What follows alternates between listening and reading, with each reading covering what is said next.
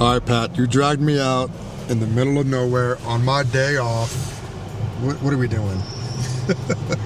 We're checking out a busted ATV that I found on Craigslist last night. Hopefully we can build something out of it. Where the hell is this taking? There's a truck all the way over there. That's so sketchy. That is some Tulsa King type shit. This guy didn't give me a phone number or nothing. He gave you coordinates. Essentially. The shit you do for YouTube videos. I feel like I'm just trespassing on someone's farm. I feel like some weird old man with a shotgun is gonna hop out any second. What are you doing on my land, boy? Okay, this is more like it. Oh, it's the guy with the gun. Oh boy. What are we doing here? What do you think?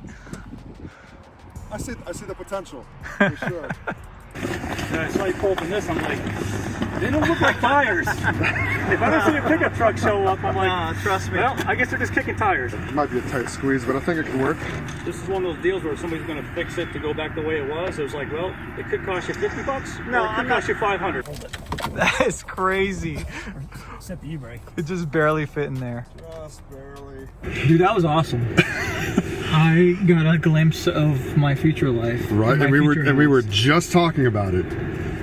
Dude's got his own pit bike track, baller ass house, a barn, bunch of dirt bikes for his kids, GT 500 with an aftermarket supercharger.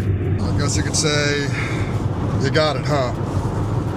I guess you could say that. And it just barely fit in the truck too. Dude, it's crazy. It should be like a Chevy commercial, like down to the last inch. Big plans for this, huh? You'll see. You'll get the vision once we start tearing it down. This is a 2021 Kayo Predator 125 kids ATV that we just picked up from Craigslist for $450, which I think is a pretty fair price. It's currently not running, but it's relatively new. I wouldn't really call it clapped out, but it's definitely got its fair share of problems. Leaky tire. It's got a towel shoved in the engine where a carburetor is supposed to be. A lot of the plastics are either missing, been cut off, or cracked. So this thing definitely needs quite a bit of work, but I don't really care because we're pretty much going to be using this as a bare frame. Let's go tear this thing down and I'll explain more as we go. I honestly don't even know where to start. This is my first real ATV project. I modded a little Tesla Cyber Quad 2 years ago, but I just swapped the motor on that. We're definitely going to be doing a lot more on this.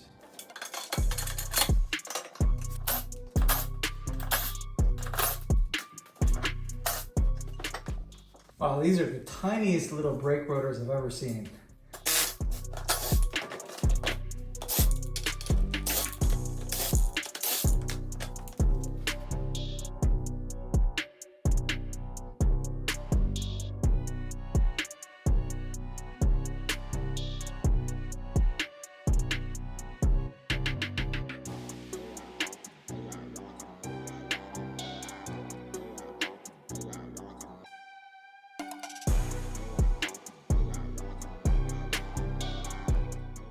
Starting to make some progress here. Got all the plastics off, seat, fueling components, wheels, tires. Now I can see where I need to disconnect the main wiring harness from everything. So we can take that off and start taking off the little brackets here and there to keep cleaning things up. And then I'm gonna take the exhaust system off and start unbolting the engine.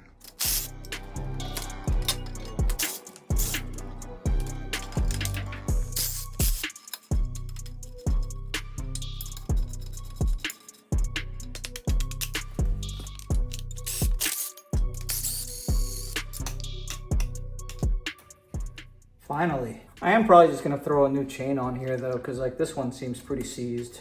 So you can see the master link itself is very rusty inside. So I'm just gonna put a whole new chain on. Is that it? Wow. That was so much easier than my YZ250.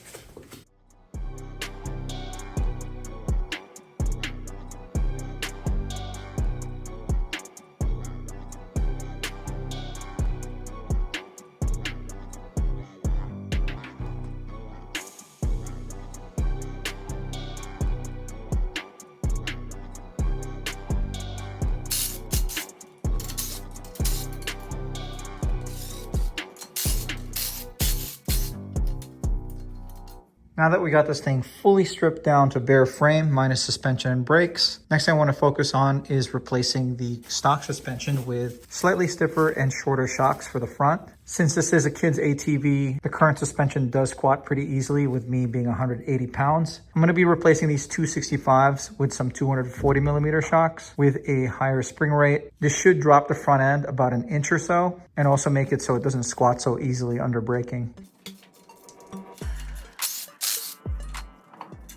Here's how much shorter the new suspension is going to be. Thought it was going to be an inch, but it seems like it's an inch and a quarter shorter, which I definitely don't mind. Primarily going to be a street cart anyway.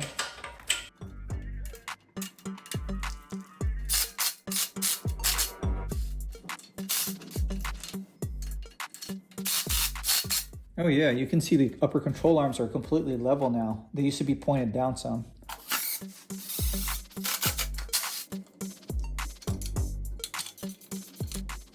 And the same thing with the rear shock. We're going to be replacing it with a stiffer one that's also slightly shorter. This is actually the stock shock from my Tudio Salil. It's not that much shorter than the Kayo shock, maybe about 15 millimeters. But if you take a closer look at the spring, it is much thicker than the stock spring. So this is definitely going to be a stiffer setup. Oof, we might have to go with a different shock. The mounting points are simply way too wide. I'm gonna explore other options real quick before I start shaving these down. Luckily, I have a bunch of stock parts in the garage and I actually may have found something that works. This is a rear shock from a Mototech Pro. Seems to be about the same length as the Tudio shock, which is 15 millimeters shorter than the stock one. The spring rate's not quite as high as the Tudio one, but the spring is slightly thicker than the stock shock. It doesn't appear to need any sort of modifications to fit either. It also works out that it's a white spring, so it matches the front suspension.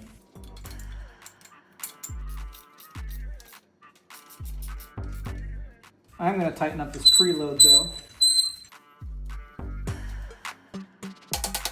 So the front tire size on this quad is 19 by 7-8, meaning it's an 8-inch rim with a tire that's 19-inch in overall diameter and 7 inches wide. The rear tire size is 18 by 9.5-8. So the front's a little bit taller, but the rear is significantly wider. I'm actually going to be replacing it with the same exact tire size all around. We're stepping it down to a 15-inch overall diameter. This is 15 by 6.5-8. which I don't think should have an issue fitting on the front wheels. Don't know if we can get them to fit on the back, but let's give it a shot anyway. I'm just using some tire spoons that I use for my dirt bike tires.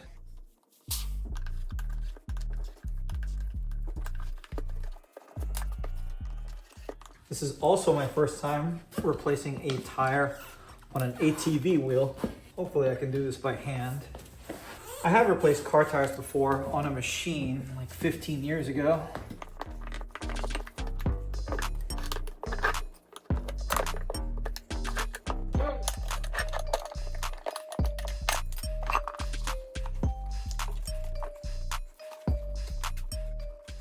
That was a pain in the ass, but that actually went a little smoother than I thought it would. I'm just using some Pro Buds tire changing soap that I got from Amazon. I think this was like $5.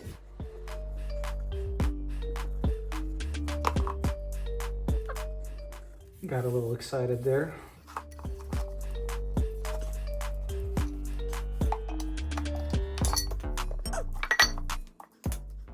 I decided to go with these 15-inch tires because I'm trying to go for the smallest diameter tires I could find that can fit the 8-inch wheel. Since I am trying to build something like a mini quad, this quad is probably going to see very little trail use. I'm trying to lower the center of gravity to kind of have it handle more like a go-kart. I thought about putting go-kart wheels on here, but I don't want to lower the cart too much. I also don't want to bother with swapping out the hubs. These are 4x110 bolt pattern. Hopefully we don't have any issues trying to get this to bead.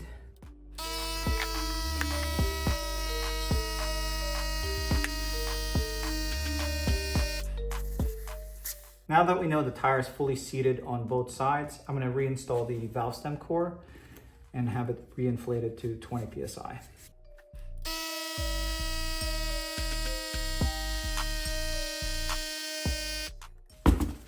That's pretty dope. It's almost as small as a go-kart wheel now.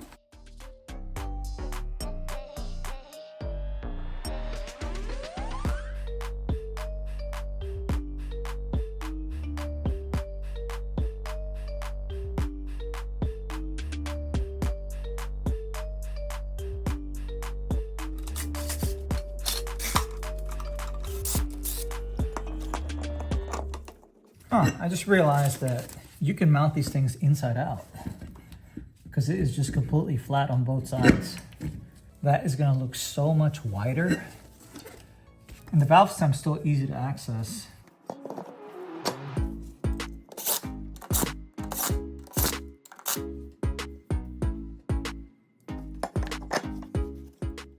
I don't know. The track might be too wide.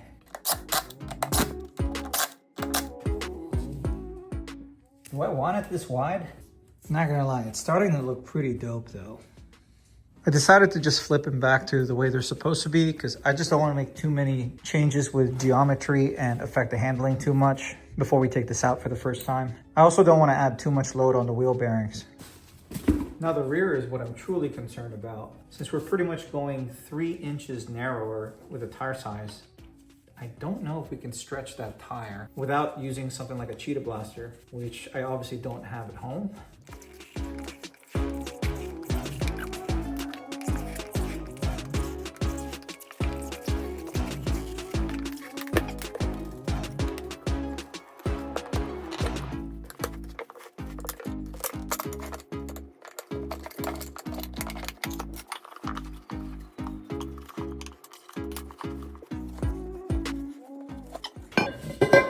Got it. It is a freaking workout to do this by hand.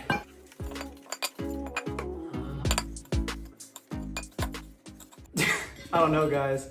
Do you think that's gonna work? It's gonna be a major stretch. I am gonna shoot my shot anyway.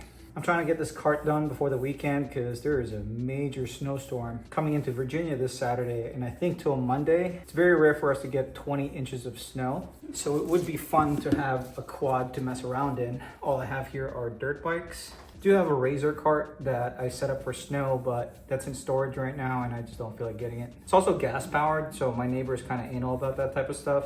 At least with this quad, if we convert it to electric, there's at least less chances of getting attention from the local law enforcement.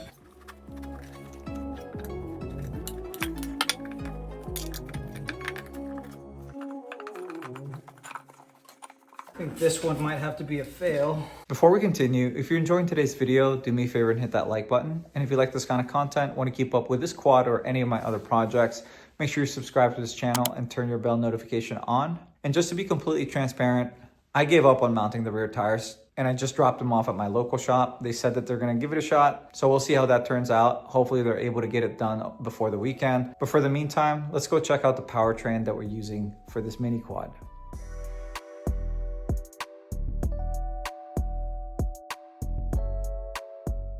This is the EMX 28 kilowatt kit by Electro & Co. It comes with a QS138 V3 motor, Voltal EM260 controller, an OEM Suron throttle assembly with Pro Taper grips, voltmeter, an aluminum switch housing with the on-off and mode switching buttons. And then this is the main harness that ties everything together. It's already pre-wired, so it's completely plug and play. It actually only installs one way. There's a different connector for each one, so you really can't mess this up. So I've actually used this kit before on my Yamaha YZ250, but I'm taking a different approach with that bike, and I'm actually gonna be shooting for more power. So we're gonna throw it on the quad, since I think 28 kilowatts is still insane for a little quad like this. I think I got this kit for around $1,400. If you want to get more information on the EMX 28 kilowatt kit, I'll have a link to the listing in the description below. You can also get yourself 5% off anything from Electro & Co. by using discount code PATOutdoors5. To make as much space as possible in the frame to fit the motor and controller, I'm going to cut away all these unnecessary brackets and tabs, such as this 12-volt battery tray, fuel tank mounts, and all these brackets for the wiring harness and exhaust. It'll just make it easier to find a place to mount the controller, the new seat, and I think it'll just look cleaner overall.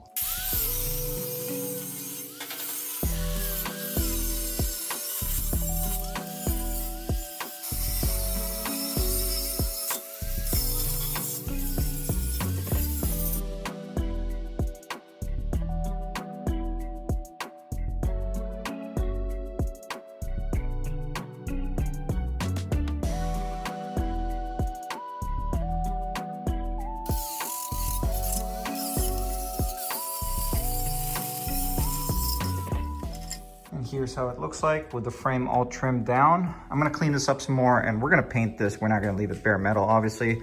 Just wanna get an idea of how we're gonna mount everything. But this is the general area where I'm gonna mount the controller. I also thought about mounting it somewhere back here, but I don't want it to get wet from mud or snow getting slung up from the rear tires. So I think I'm just gonna keep it around this area right above the motor. Wow, the rear factory mounting point lined right up. I can almost put the original bolt through right now, but this portion of the QS138 is hitting. I'm probably gonna have to trim down these brackets on the frame a little bit so we can move the motor in more, put the original mounting bolt in, and possibly rotate it clockwise. I'm gonna try to reuse the original mounting points up top as well. Then we'll see how it sits from there. I may consider welding additional tabs at the bottom as well.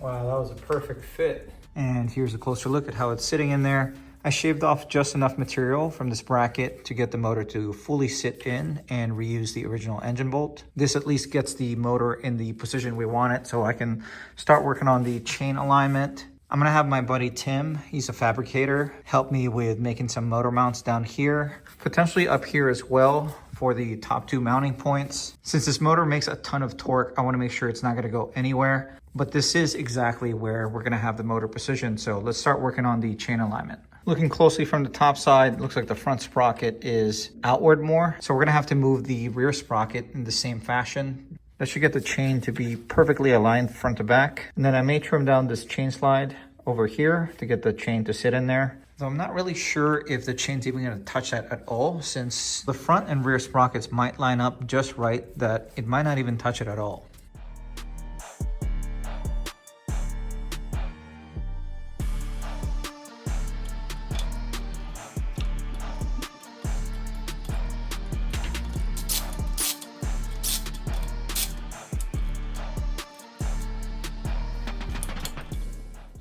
Throwing on a brand new 428 chain.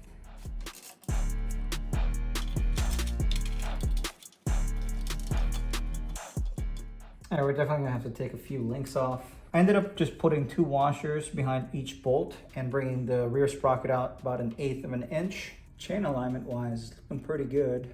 I'm just gonna make it a little bit on the longer side, and then we're gonna tighten the chain tension using the factory adjustments down here.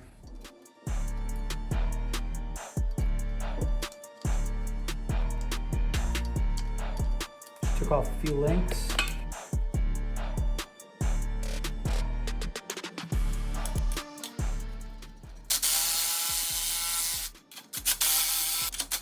The factory adjustments are already maxed out, but there's still quite a bit of chain slack. I'm probably gonna have to notch the adjustment points in the back just to get a little bit more tension out of it. I just wanna get this chain tension just a little bit tighter to reduce the chances of dropping the chain. Alignment looks good and it seems to be rotating freely. Next, I want to work on getting a seat mounted. I'm actually going to be using the one from this FRP mini bike frame I got from Craigslist for 20 bucks. It's actually bent and cracked, so this frame is not worth salvaging. But the seat itself looks to be in very good condition. So we're going to be unbolting this and see what brackets we need to transfer over.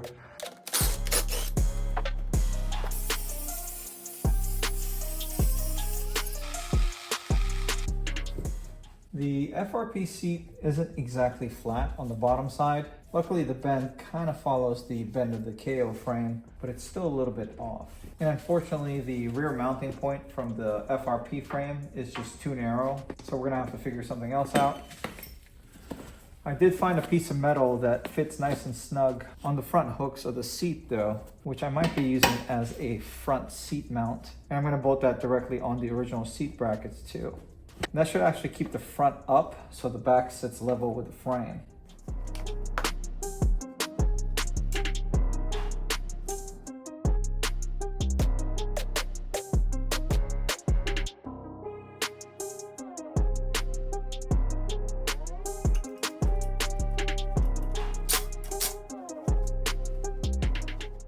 I'm not a fabricator by any means, but we're getting by. So the seat has plenty of support in this area, but not in the very back section where my ass is probably gonna be. I think I'm gonna weld a brace that goes across here with a mounting point for the back tabs as well. Wanna make sure this seat doesn't fly off or just fold into the frame while I'm accelerating. So I ended up cutting some sections of the FRP frame to use as reinforcement for the frame. The idea is to add this tube back here, weld it in place, and then drill 2 holes through it so we can put bolts through to secure the rear mounting bracket for the seat. And that should definitely provide enough support. I also cut a second section off for the bottom side of the frame. I want to have the same idea, weld it on right in front of the motor, and then start fabricating the bottom motor mounts. But the problem is, I don't know how to weld, so we're gonna have to wait for my buddy Tim, who's a fabricator, to wrap up the fabrication. For the meantime, I'm gonna follow up with my local shop and see if they were able to get the rear tires on. Unfortunately, my local shop's unable to get it done, but out of all people, my dad came over to help out, and we are so close.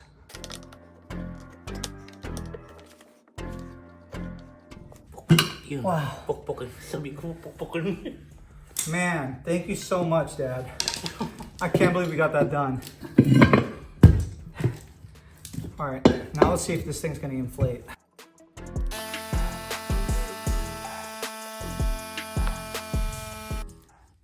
You hear it, right? Mm-hmm. It's about to inflate. I might have to use either a cheetah blaster or spray some lighter fluid in there and blow it up. You know what? Let's try to get that second tire mounted, and then we're gonna inflate these at the gas station. Yeah, all right.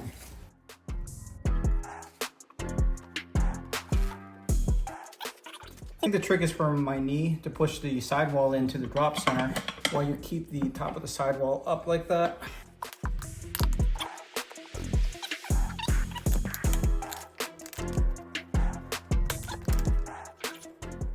Hell yeah. There you go. Guys, meet my dad. Saved the freaking day. He's the only reason why this build is able to continue today. My buddy Chris just came by and let me borrow his air compressor, so we're gonna give this another shot.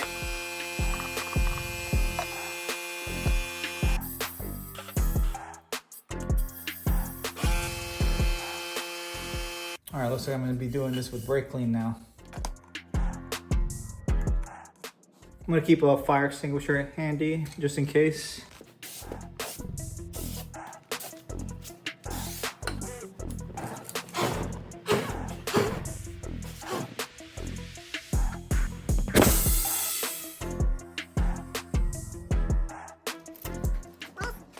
Probably should have just done that earlier, but I'm trying to do this in the safest manner. But worst case scenario. There it is. I finally got both of the rear tires done. Inflated both to 35 PSI in order to get the sidewalls to fully seat on both beads. And then I dropped the pressure to 25 PSI. They've both been holding for the last 20 minutes, so we are finally good to move forward.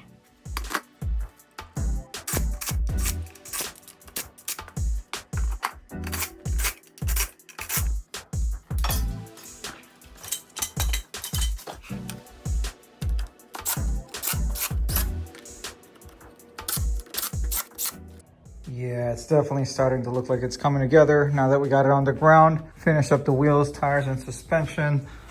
I can see a little bit of a rake in the stance though. It looks like we need to drop the rear another inch or so if I want it to be perfectly level. I kind of want to ride it like this first so we don't make too many changes with the suspension without feeling it out first. But there is a pretty high chance that I'm going to switch out this shock with something like a 220, 230 millimeter.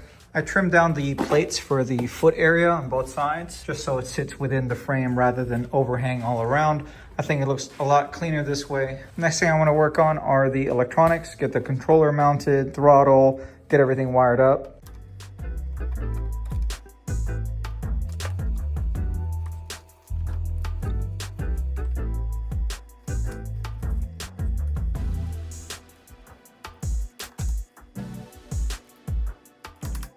I know ATVs usually come with a thumb throttle, but I'm actually more used to the full twist throttle since I usually ride dirt bikes. I think this is just gonna feel more natural to me. So I'm thinking I'm gonna have the controller hang around this area That should leave plenty of space for the battery and keep it as far away from the rear wheels as possible. I'm just going to be using a set of these 3/4 inch cable clamps. They're made out of stainless steel and they have a rubber lining, so it'll actually help absorb any sort of vibrations. It also happens to be perfectly fit for the tubing that Kayo used for the frame. I think I got this whole bag for like $8 on Amazon. If you are interested in checking out any of the parts that I'm using for this project, I'll have the full build list in the description below. You can also get yourself 5% off this EMX 28 kilowatt kit or anything from Electro & Co. by using discount code PATOutdoors5. You know what, I think I'm gonna hook up the battery terminals and the phase wires before we get the controller mounted. Might be easier that way.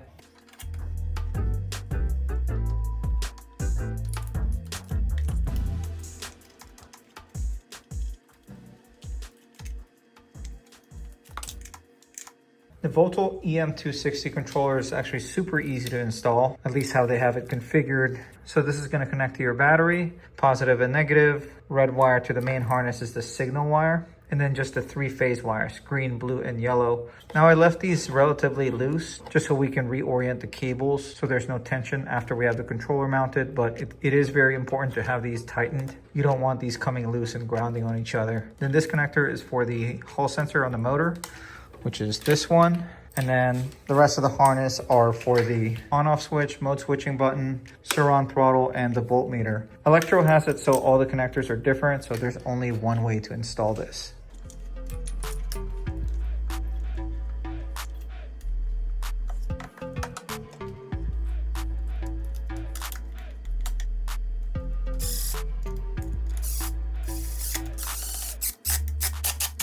I cannot believe how well that worked out.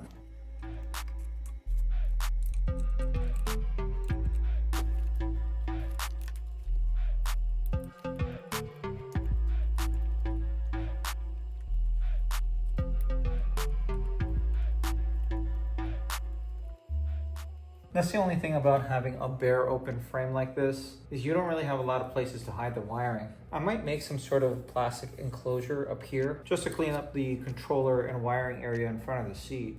So for bench testing purposes, I got the rear axle on a jack stand and the front parking brake is actually applied. The handbrake is locked. And I have a 76 volt, 20 amp hour lithium battery pack from Electro. This is like their Razor battery. It's only got like a 11 or 12 kilowatt output. I pretty much use it for bench testing, pretty much just to make sure stuff works. And we're showing 87.7 volts.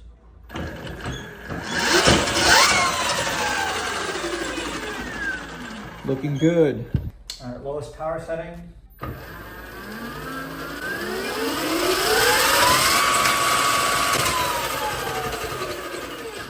Good. The chain alignment seems to be working out, not making any sort of odd noises, though I definitely want to add some tension to that. I'm also not planning on using this battery. It does not supply enough power for this controller and motor combo. I'm actually putting a battery in that's twice the size and has more than twice the output to be able to supply the 28,000 watts that this controller needs. All right, guys, well, we still got quite a few things to figure out before we can take this thing out for the first time. I need to add the additional bracing to the back of the seat and obviously the motor and the battery. I don't want anything coming loose or falling off this thing before we fully finish this project. But it did start snowing and I'm anxious to get this thing finished so we can finally take it out and slide around. So make sure you stay tuned to the channel if you want to see more of the Kayo mini quad build. If you enjoyed today's video, do me a favor and hit that like button. And if you like this kind of content, want to keep up with some of my projects, make sure you subscribe to this channel and turn your bell notification on. But this is going to be it for today. Thank you for watching.